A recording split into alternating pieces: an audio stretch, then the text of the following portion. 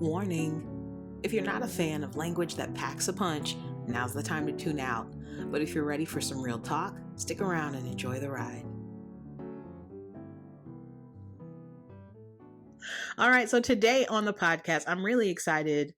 So the person we're having on as our guest, Jordan Maney, I have known for quite some time. I shouldn't say quite some time because not as long as I've known you, Bonnie. Well, Me and you've been friends for 10 plus years. I can't believe that. I just keep telling you, you're stuck with me. I'm going nowhere. Right? People are like, I love it though. You're joking about that. And I'm like, no, I'm obsessed. I will stay forever. I love that though. I want for you to stay forever. Please don't leave. So Jordan and I, we actually successfully ran a networking event here in San Antonio called Brash. It was exclusively for women entrepreneurs and it met once a month. It was amazing. The time that I spent working in partnership with Jordan and another young lady, Gabby De La Rosa, was probably like the highlight of the beginning of my entrepreneurial experience. I absolutely loved it. And of course, today we're going to be talking about the topic of rest. Yeah. When I think of rest, I just think of how I need more of it. Yeah. Well, it's sort of funny because how often, like new clients come in and they're like, what's my therapy homework? And I'm like, I'm not like a therapy homework person, but sure, here's your homework. Spend 5 minutes with yourself every day, right? Like 5 minutes every day, kind of sit, listen to your body, see what comes up. It is the hardest thing I ask people to do. So even just 5 minutes of sort of resting and listening is really difficult. So I'm excited to hear what Jordan can guide us in finding that for ourselves and for our listeners. I love that. I think we should make our listeners have that as their homework for today. They should spend 5 minutes with them. All listeners, of you, make sure that you do that. We will forget to ask you to give it back to us. That's why I don't give therapy homework. I'm like, did I give you only something? give homework that's like the kind of homework that does not require me to do anything for you, but reveals all the insights about themselves, right? Like I'll make my client that sounds so rude. I'll ask my clients to go back and identify like their career crush. It's like, who's the person you're really excited about what they're doing in the world? It doesn't have to be somebody who is in your same field. They don't have to be your same age. You don't even have to know them personally. But what about them energizes you to go out and just get it, right? And so I find that people have a hard time with that because they're not even paying attention to how people excel at work. They're just paying attention to the go, go, go. Which is another great reason why we need to talk about rest, because all that busy you lose sight of so much when you're busy like that. So yeah, I'm excited. I think that one of the things that I really want to make sure that I ask Jordan is like how she figured out to focus on rest. That's not the first thing that comes to me. Like you're not a kid and it's like, what will you do when you grow up? I want to be a firefighter. I want to be a nurse. I want to focus on rest. Right? How did that happen?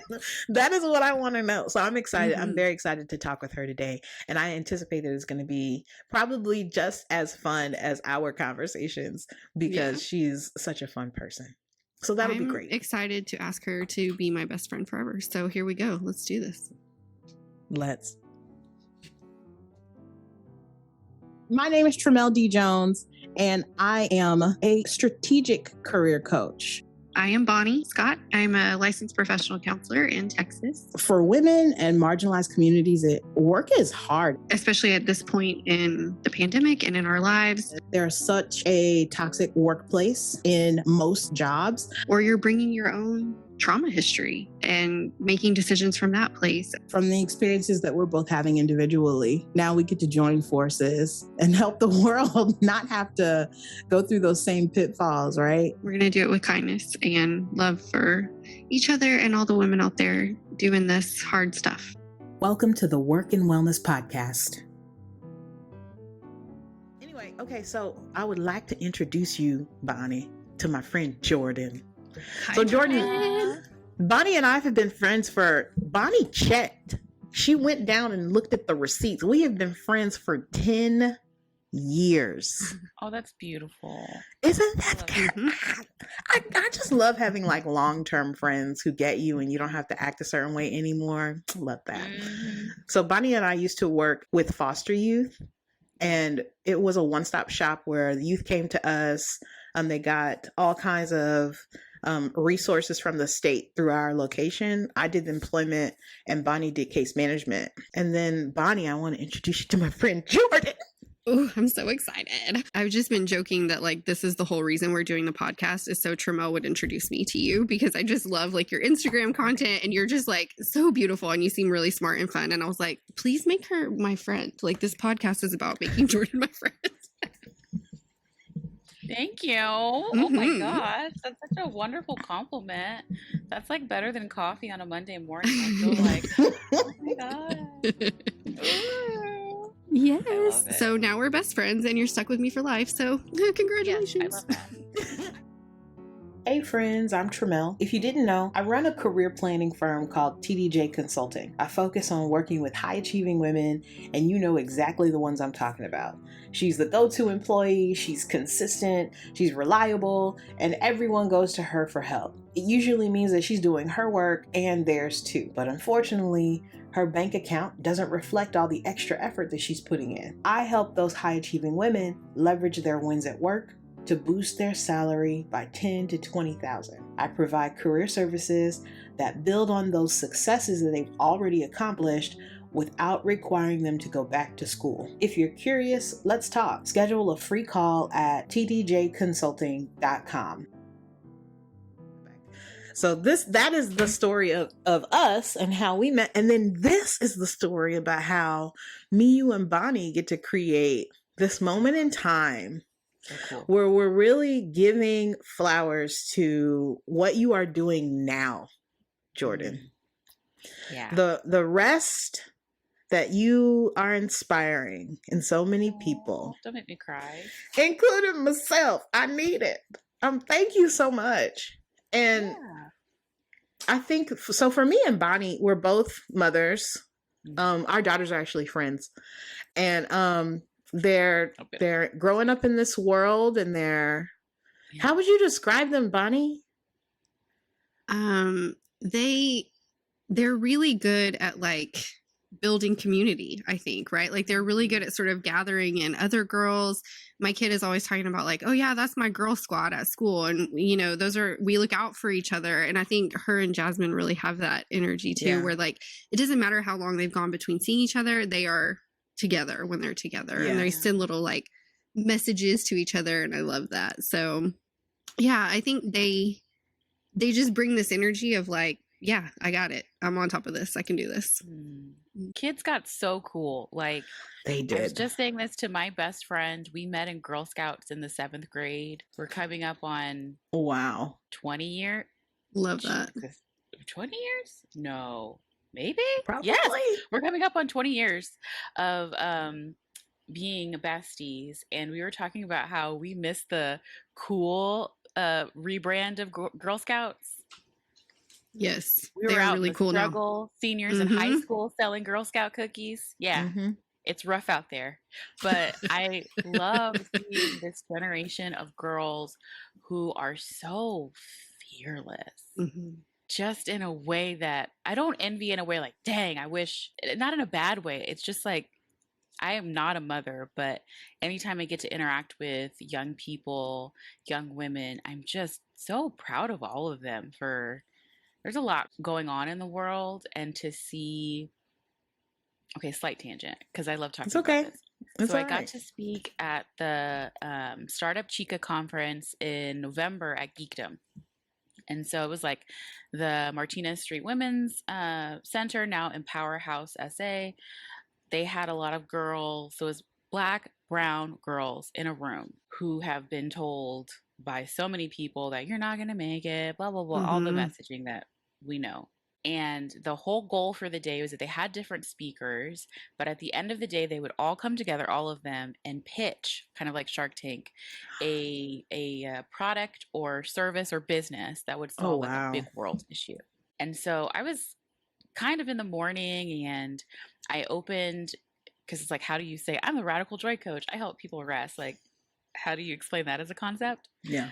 So I was like, raise your hand if you are scared of something going on in the world, feeling really uncertain, but everybody raise their hands. Mm-hmm. And I was like, oh, don't cry. Oh, God, hit me right in the chest, right? And I go on and I explain like what it is that I do and the topic. And then after, the best part was after was going like from table to table, and I'm just observing like what these girls are coming up with in terms of solutions. And the way that my heart just wanted to leap out of my chest and hug all of them collectively, because I'm like, it renewed my optimism and my hope because they have the solutions. Yeah. The babies have it. They know what needs to get done. They know how they want to do it. They're not afraid because they really don't have a choice in some instances. Yeah. But yeah, I just really love hearing that because well, that's what I want to teach my daughter, right? Like I want to teach my daughter that all the things that she's coming up with are valid and strong and important, but I also want to teach her that it's important to incorporate rest into that because, you know, there's a lot of pressure right now for her to be busy. Yeah. I don't want that for her. I want for her to be able to understand that rest is just as important. So that's a great segue. Jordan, tell us about this transition that you've made. Originally, when I met you, you were planning the most amazing weddings for so kind. all people. Please don't act like you did crappy work. That's not a possibility. So you were doing unique weddings, right? For people of all spaces, but you just recently transitioned into being this radical joy coach. Talk to me about what it is that you're doing now. I took everything from the last business, the networking, the brash that we did, where my heart would always leave full, but I did not know how to monetize that. Yeah. And holding space for people. I took all of those kind of lessons and combined it into business where I essentially help creative business owners, and it's kind of a Trojan horse. Creative business owners learn how to rest. Working as a wedding planner was a lot of fun in the time. The four years I got to do it was really fun until it wasn't. And in 2018, it was bad for the client too. Just an incredibly terrible client experience that really left me feeling without confidence, rudderless, depressed, just really second guessing myself. And I realized through the process of building myself, my confidence back up, my esteem, all of that, that I was like, how did I get to this point? How did I get to this event? How did I get to thinking that certain things that happened within that experience were acceptable, and also looking at my part in it? How did I get to the point where having a lack of boundaries, feeling incredibly codependent on the validation of this client? Where did all this come from? Like, how did I get here? And from that basically came the framework for what it is that I do now as a radical joy coach and helping people learn how to actually rest. I have observed as an Army brat, as a young woman, as a Black woman, this real urgency from women, especially women of color, to be doing, to be seen doing, to be proving something in their doing, to just constantly go, busy, busy, busy, busy, busy, busy, busy, busy, busy, busy. Yes. And then we talk about that. We herald it on Mother's Day. We give the pat on the back. We give the card. Thank you all so much for your sacrifices, blah, blah, blah, blah, blah. But what we don't see is the cost of that. What we don't acknowledge is the cost of that. We all have stories, whether in our families or from friends, of that mom who lost it that one time, or she drove off and she never came back, or did something so out of character that just really shocked people. But then we never talk about what happened to get them to that point. As an Army brat, what I saw, now it's a little different, but what I saw growing up, most of the spouses were women. Your husband gets stationed somewhere where you don't know people, or you don't have a network to plug in. So it's not like you have a lot of career longevity. You're kind of at the mercy of the environment, and you try and find things to do, and you often do them very well. You do them so well that people don't see the cost of it to you. There's the other side of that also, of seeing like my dad worked so incredibly hard, born on the east side of San Antonio. And this is the script for you, right? We give people these scripts based on what they look like, all these identities, and say like, this is the best that you can do. And my dad said, no, I can do better. And worked so hard, pushed himself so hard to get his family to a place. I know we did not experience a tenth of the stuff that my mom and my dad went through, right? But again, the cost of that, the cost of pushing and striving and all of that, I'm not saying it in a way where I don't appreciate it. Obviously, I appreciate it. I benefit from it.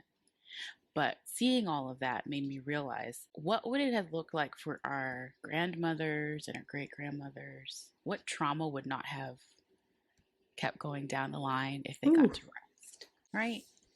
What would have opened up for a lot of us if we knew what rest was, if we could learn to allow that? Because a lot of us grew up because we didn't have any other choice. I never say these things. I always want to preface it, but I never say these things as if, and that's why it's bad, bad, bad. I'm blaming anybody. Yeah.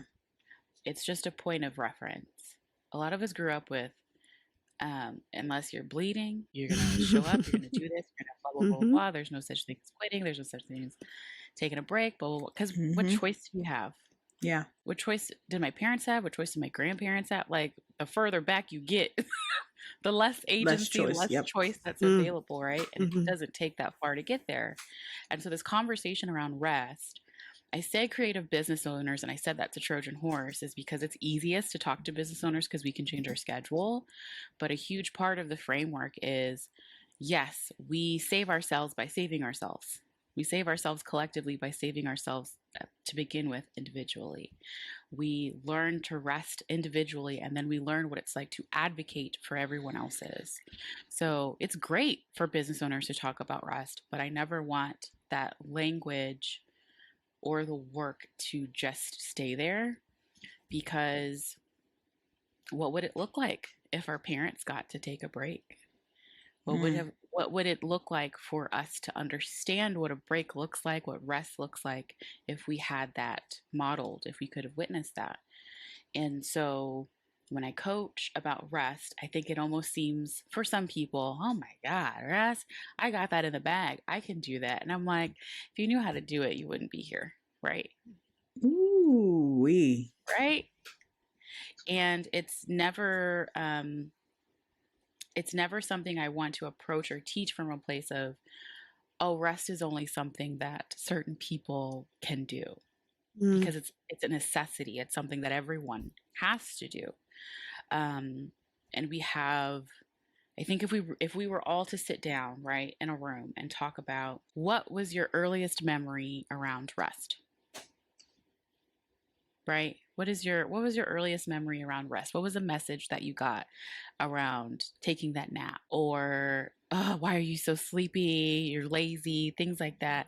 And so there's always almost like this ghost chasing us of like, you can't sit down, you can't lay down. What's the thing people love to say is, I'll sleep when I'm dead, I'll rest when I'm dead. Or it being a punishment. Oh, you've been acting up. You go lay down somewhere, go take a nap, you're in trouble. Exactly. Oh my gosh, yes. I remember a nap being like, mama needs a break. You need to go. I don't care if you sleep, just get out of here, right? That like, oh, I'm only being sent to rest because I'm in the way. Yeah. Yeah. And so when you ask that question, what's your point of entry when it comes to rest, and you find that there's a negative connotation to it, is it any wonder that you have this resistance, this internal resistance to actually getting it done? What I found myself is the point when I am most resistant to rest, it can seem like, oh, she's resting, but my brain is like doing this. When I finally just surrender and let it be, I don't need a lot. You know what I mean? It doesn't take a long, like, oh my God, slog of time or anything like that. What takes the longest is getting your mind to that point. It's the struggle with that resistance. Wow. It's the struggle with the guilt of, oh my God, I need rest for this. And there are people out in the world like working outside, or teachers, or just doing really like hard work. And I'm not saying it's not hard. I'm just saying we always do that comparison thing of like, Yes. well, something must be wrong with me because other people, they're fine. I don't know if they're fine. I can't control if they're fine or not. And what you need is what you need. Like if you were to go to the doctor and the doctor is like, well, Tramel, you need 100 milligrams of Tylenol. Bonnie, you need 50 milligrams of Tylenol. Mm. There's no like, oh my God, I need so much more Tylenol than her. Like, oh, I'm so much better at Tylenol than you, Tramel. Right? Nobody is like, oh my God, she needs so much Tylenol. But we attach this moral aspect of what rest is. And it's fascinating because you see the people who struggle with it the most are also the ones who have not had it, historically speaking. Like I love my parents down. I'm in their house right now and they're having a lot of like house renovation and transformation happening. We always joke, my older sisters and I, that they can't like sit still. They just can't, like they got to be doing. And I'm sure that their parents had to be doing. And again, if you jump back like 2 generations, they literally had to be doing. Like there was no choice. But again, what does it look like for us, for us to be role models to these younger generations of like, it's okay for you to rest. It's okay for you to, and the biggest Trojan horse of it all is rest. The way that I coach it and define it is it's how you eat. It's the energy, attention, and time that you give to yourself. So in that way, go slow. One more time. It's rest the what? Is the energy, attention, and time that you give to yourself, that you return to yourself. So in that way, rest is learning to prioritize yourself. Ooh, that's rough. A lot of us aren't doing. I'm having the hardest time doing that. I'm guilty right now, and it can also feel scary. Very. It can feel really scary to learn to use your voice to protect and advocate and fight for yourself. Ooh. When you have been taught directly or indirectly that you don't get to do that, right? You don't get to put up boundaries. You're supposed to say yes to everything. You don't get to say, no. You're supposed to enthusiastically take on more. Yeah. And what I found is when you learn to really say, yo, this is what I can do. Really limit it down to this is what I can do. It makes me happier and more optimistic about things changing in the world because then I realize I don't have to do it alone. Does that make sense? Like if I can learn how to advocate for my rest, I'm modeling that to other people. They learn how to advocate for their rest, and it just continues and continues and continues. So yeah, the work feels really sacred in a way that very sacred. I don't feel like my last job was. There was something very beautiful about like the moment everything came together and finally getting to the wedding that I absolutely adored. But I always felt like I was masking a part of myself in the process because I want to go deep with people. I don't want to just be like, and we filled out this form and we filled out this sheet and this is good and this is good. I want to have these types of containers and conversations with people like we're having right now. The coaching that you're doing specifically, what's the solution that you're offering people? So right now I have rest labs and then I have my high touch coaching cohort called the Hibernator. And the Hibernator is where we learn to create a rest practice, learn to create a rest inventory. So these are like restful actions that you can pull from whenever you need them. And then we learn how to take a sabbatical. I took the month of July off last year. I would not suggest to anybody to do it the way that I did it because mine was like, well, I'm taking a break. And we're done. I'm not coming back until next month. Goodbye. deuces. I mean, I really just like was like goodbye. This one is going to be a lot better, but learning how to take a sabbatical, because oftentimes people need much bigger breaks than they anticipate. Yeah. That's one solution. The other is the Rest Lab audit, where we look at how do you spend your time? How do you spend your energy? Because oftentimes we underestimate how routine we are. We underestimate how much that we do. And then we also underestimate how much we need to give ourselves. Wow. So honestly, the Rest Lab is an opportunity where I get to sit down with you and say, hey, let's look under the hood together, right? And provide some suggestions and solutions. And the hibernator is really like, let's sit down and go deep and talk about what it is that you really need. Because here's the thing. Here's the thing that the big secret around rest. People will usually say to artists, oh, if you want to really write well, if you really want to perform well, you got to be in pain, right?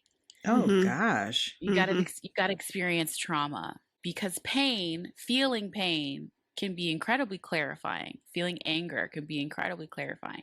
You know what else is clarifying? Rest. And you don't have to hurt yourself to get there. But a lot of times we don't want to sit still with ourselves. That's what rest requires, is being with yourself. And a lot of us do not want to be with ourselves, because then that voice comes up and asks, what do you want? And if you know what you want, you have to actually do the work to give it to yourself. And so honestly, what the work feels like now is taking somebody by the hand, listening to them, and then just gently putting a mirror up to them. Let's look at it. Let's look at the cost of unrest.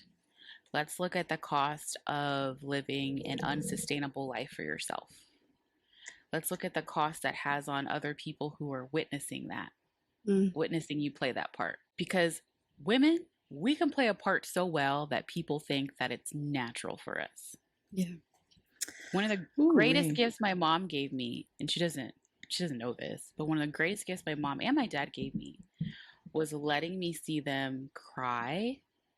In particular, when I was about 10, it was like the superhero facade came down, and I realized, oh my God, they're human. They hurt, they cry, they have moments. Oh my God, they're human. And so I see so many moms like, I got to be the best mom. I got to be perfect.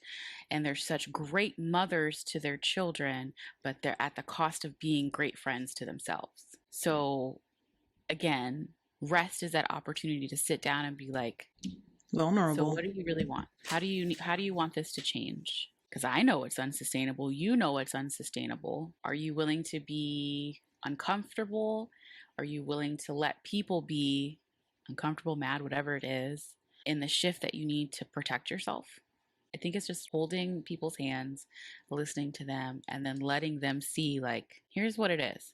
That's what you want. How do we get there? Obviously, we really want to introduce resources that are going to help our listeners live a more fulfilled life. So what do you think the short-term solution is, and what do you think the long-term solution is? Excellent question. When it comes to rest, I think the short-term solution is, those deprivation tanks? Like in Stranger Things when Elle gets in the little thing.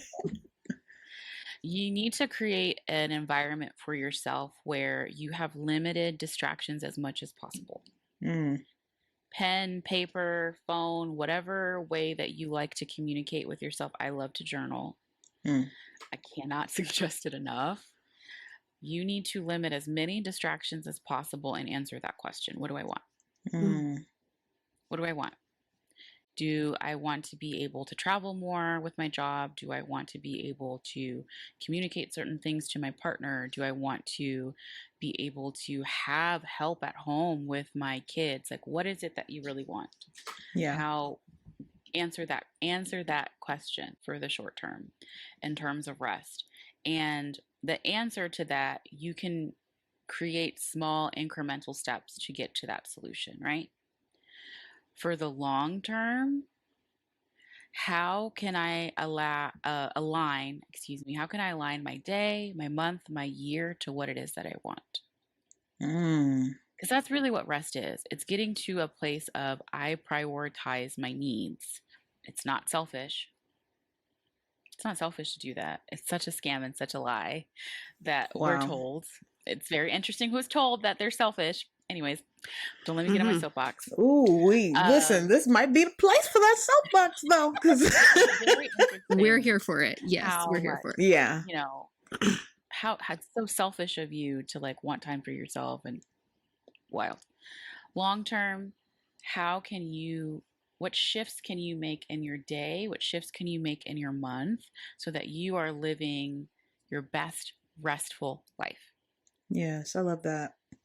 What activities are you, and honestly, the thing that's so fun about this, the thing that's so fun about like guiding people through this framework and this process is that it's really returning to yourself. It's not even discovering yourself. It is uncovering some part of yourself that you, I don't want to say abandoned, but just have not engaged with in a minute, right?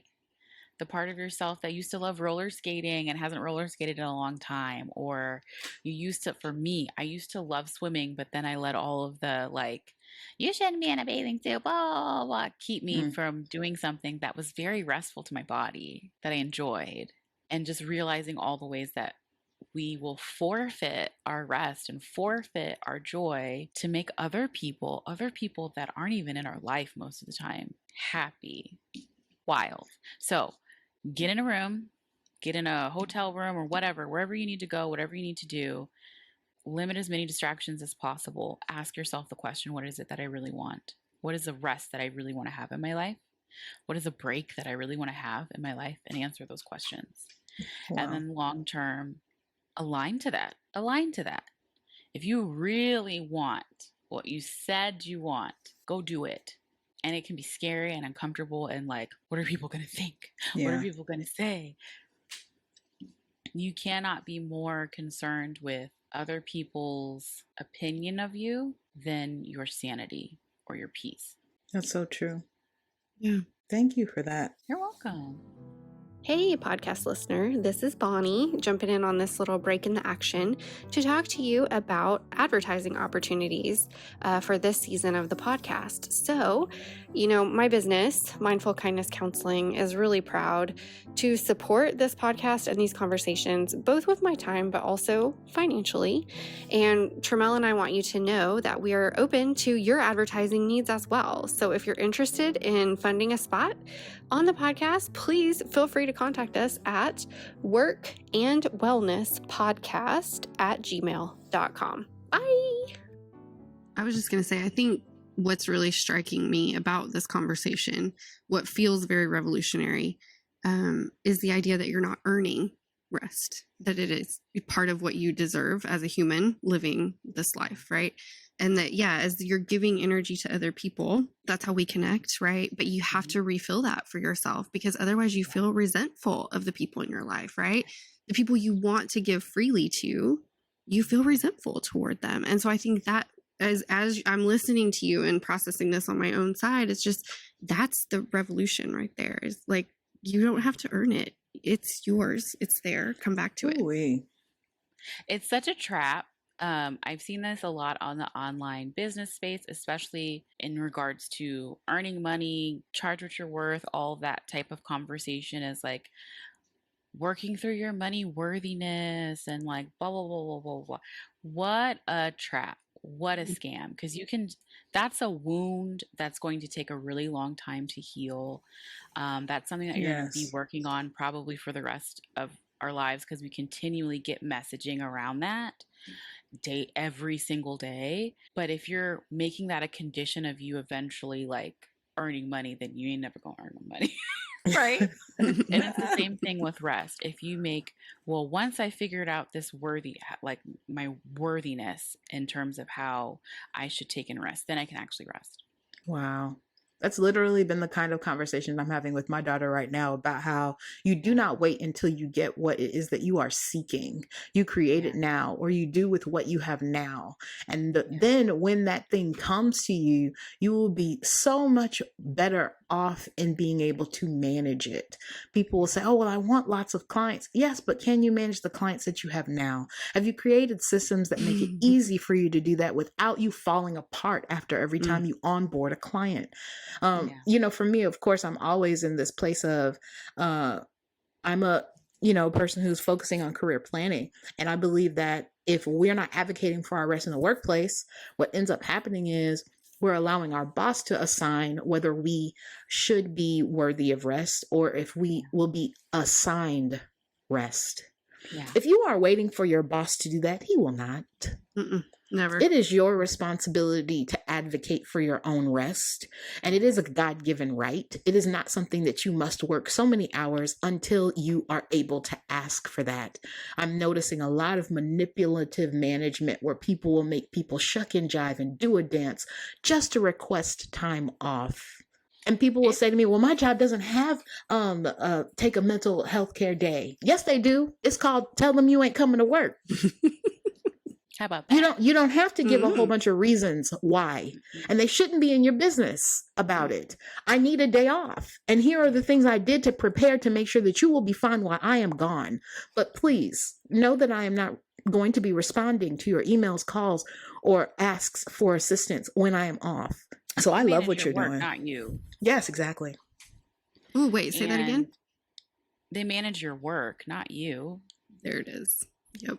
It reminds me of that scene from Shawshank Redemption where Morgan Freeman, he's working at the grocery store and he asks his supervisor, like, hey, boss, can I take a minute off to go to the bathroom? And he's like, you don't have to ask me, just go. That really breaks my heart when we get into these essentially like relationships with our work where I will do that now, where I'm like, I can't eat until I finish this. And I have to remind myself, girl, you gotta eat. I really want people to feel empowered to have conversations around rest and advocate for it, not just for people who are business owners, not just for people who are creatives, but for everybody, because everybody needs it. And I'm so grateful to be able to talk to y'all about it. And I've been hemming and hawing for like 8 months about a program, the pricing. It's just really stepping outside of my comfort zone. And usually when I have like a breakthrough moment, it's usually kind of like the anxiety builds to a point where I literally just fall apart and then I kind of surrender and then like it comes through and it's wonderful and it's great. I'm like, and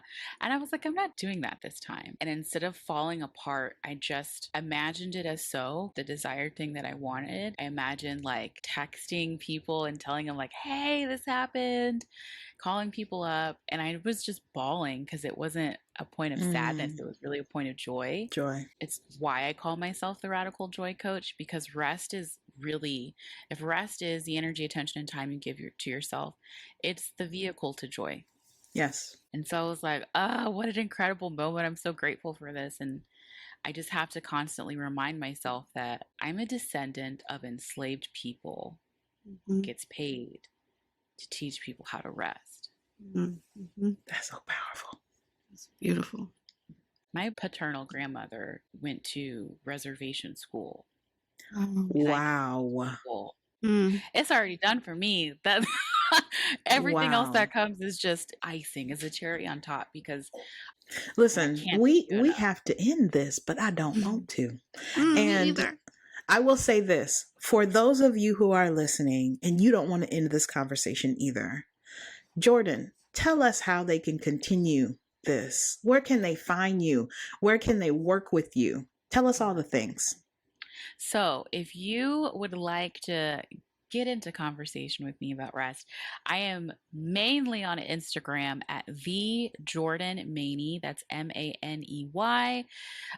You can also find me on Twitter, LinkedIn, and Facebook at it's either Jordan Maney or at the Jordan Maney.